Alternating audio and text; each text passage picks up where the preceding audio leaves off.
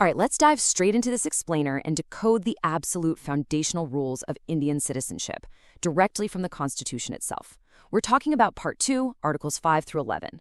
Now, whether you're a law student deep into bar prep, or honestly just a curious citizen wanting to understand the legal bedrock of Indian identity, mastering these 7 articles is just essential.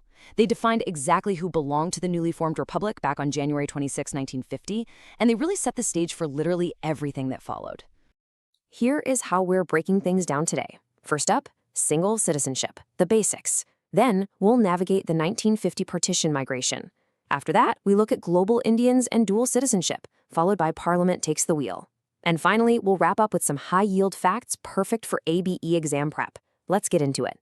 Starting with Section 1, Single Citizenship, the Basics. This is all about establishing the core of Indian identity. And honestly, everything else we talk about stems from this one philosophy. So right out of the gate, Part 2 lays down a hard rule. India operates strictly on a single citizenship model, period.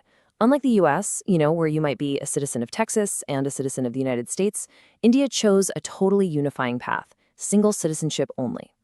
And if you think about it, this was a massive survival mechanism back then. They needed to forge one singular national identity out of a deeply fragmented subcontinent right after independence. You're a citizen of India and India alone. Now, back at the commencement of the Constitution, Article 5 required you to first prove your domicile. And domicile isn't just about where your suitcase happens to be right now. It's about your permanent home. It's your intention to stay there indefinitely. This whole concept was famously highlighted decades later in the 1993 Louis Durat versus Union of India case. That ruling really affirmed that mere residence simply isn't enough. It's the intent to permanently reside that is the absolute key. Here's the brilliant part about Article 5.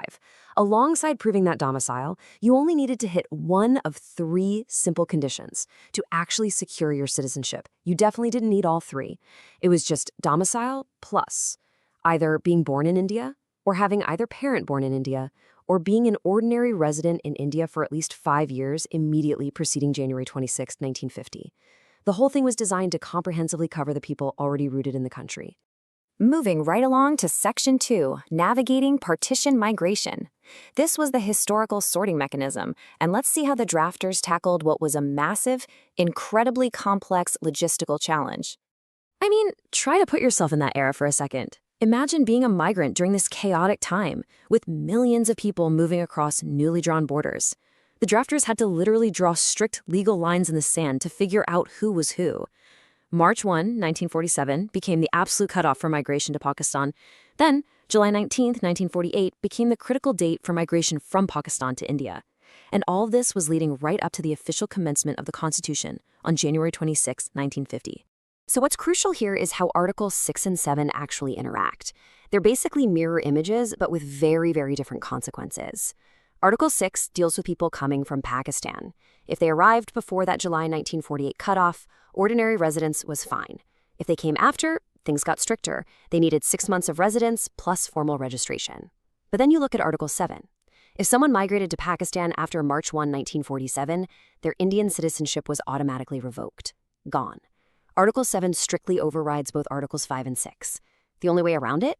If a migrant returned to India on a formal permanent resettlement permit, which essentially restarted the whole process under Article 6 rules. Okay, on to Section 3, Global Indians and Dual Citizenship. Having sorted the immediate populations at the borders, let's explore how they regulated the diaspora. Under Article 8, if you, your parents, or even your grandparents were born in India, but you happened to reside abroad, you weren't left out in the cold.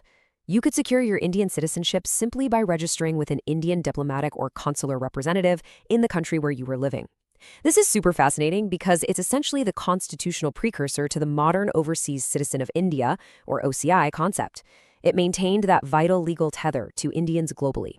But remember when we talked about single citizenship earlier? Well, Article 9 is the harsh enforcer of that rule. If you voluntarily acquire the citizenship of any foreign state, you lose your Indian citizenship. It is that simple. And this isn't just some dusty historical rule. It is actively, fiercely enforced today. In fact, as recently as October 18, 2024, the Supreme Court of India explicitly stated that this cessation is, quote, automatic by operation of law. So it's not a punishment and you're not waiting for a bureaucrat to stamp a file. If you take a foreign passport, your Indian one is statutorily terminated right then and there. Let's transition to Section 4, Parliament takes the wheel. We're moving from constitutional foundation to modern statutory rules now. So Articles 5 through 9 totally handled the 1950 crisis, right? But a growing nation needs a living, breathing legal framework. Enter Articles 10 and 11. Article 10 is basically a continuity guarantee. It says that if you became a citizen under the previous articles, you automatically continue to be one. You don't have to constantly reapply. But there's a catch. It's subject to any future laws made by Parliament. Then we get to Article 11, which is arguably the real powerhouse here. Article 11 grants Parliament plenary, meaning complete and absolute power to regulate all matters relating to citizenship going forward. That was the magic key that unlocked Parliament's power to pass the massive Citizenship Act of 1955. And directly born from that Article 11 power, we get the 1955 Act, which outlines 5 modern, statutory pathways to becoming an Indian citizen today. You can acquire it by birth on Indian soil, by descent if your parents are Indian, by registration for specific categories like spouses of citizens, by naturalization for foreigners who've resided in India for a set period, or by the incorporation of territory, meaning if India somehow acquires new land, the people living there become citizens. But of course, what Parliament gives, Parliament can absolutely take away. The 1955 Act explicitly lays out 3 parallel mechanisms for losing citizenship. There's renunciation, which is when you voluntarily surrender it. There's termination, which ties perfectly back to Article 9, happening automatically when you acquire another country's passport. And finally, deprivation. This is a compulsory termination by the government, usually triggered by things like committing fraud during your registration or showing overt disloyalty to the Constitution. Let's shift gears for our final part. Section 5, AIB Exam High Yield Facts. Consider this your ultimate cheat sheet. If you're looking for a mental map to save precious time on exam day, you're going to want to lock this into your memory. Tested on Article 5, you immediately look for domicile. Article 6, scan the answers for the July 1948 cutoff. Article 7 is your ultimate override rule. Article 8 is the NRI embassy clause. Article 9 is that incredibly strict dual citizenship ban. And Article 11 is the constitutional foundation for Parliament's power.